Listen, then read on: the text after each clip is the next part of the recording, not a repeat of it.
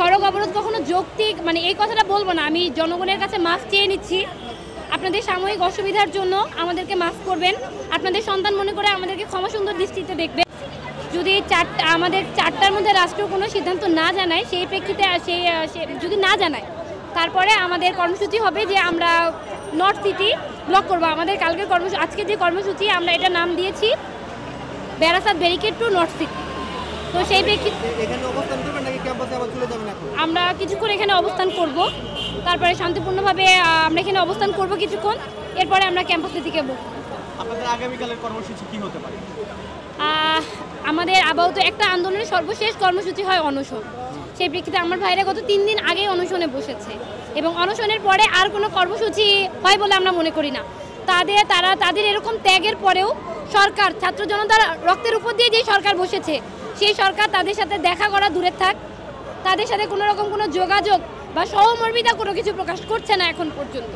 তার প্রেক্ষিতে আমরা বিক্ষোভ কর্মসূচি দিয়েছি। আমার ভাইদের যদি কিছু হয় পুরো উত্তর সিটি আমরা ব্লক করে দিব। আমরা পুরো উত্তর সিটিতে আমরা বিক্ষোভ করব। আচ্ছা, আপনাদের দাবি দেওয়ার জন্য সড়ক অবরোধ করাকে কতটুকু যৌক্তিক মনে করছেন? নানান সমালোচনা কিন্তু বিভিন্ন জায়গায়। আসলে সড়ক অবরোধ কখনো যৌক্তিক মানে এই কথাটা বলবো না। আমি জনগণের কাছে মাফ চেয়ে নিচ্ছি। আপনাদের সাময়িক অসুবিধার জন্য আমাদেরকে মাফ করবেন। আপনাদের সন্তান মনে করে আমাদেরকে ক্ষমা সুন্দর দৃষ্টিতে দেখবেন। আমাদের কাজ আমরা শিক্ষাক্ষেত্রে থাকা বা আমাদের শিক্ষাঙ্গনে থাকা, প্রতিষ্ঠানে থাকা, পরের টেবিলে থাকা, আমাদের জায়গা রাস্তা নয়। রাস্তায় আমরা বাধ্য হয়ে নেমে এসেছি। আমাদেরকে আপনারা পারলে মাফ করবেন, আর সম্ভব হলে আমাদের সাথে আমাদের আন্দোলনে যোগ দিন। আমাদের যৌক্তিক দাবি আদায়ে আমাদেরকে সাহায্য করুন।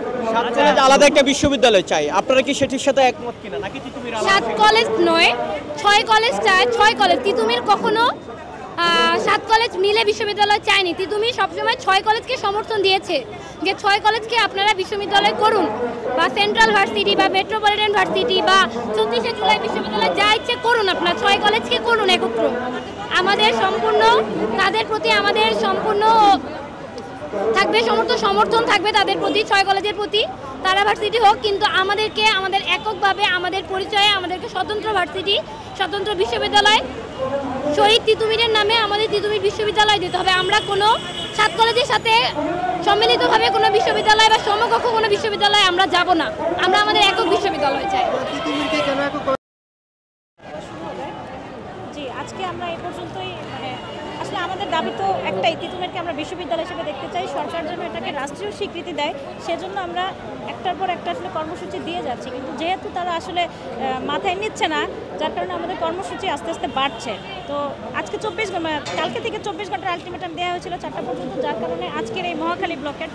আগামীকালকে থেকে ইনশাল্লাহ আমাদের উত্তর সিটি ব্লকেট করার মতো পরিকল্পনা আছে।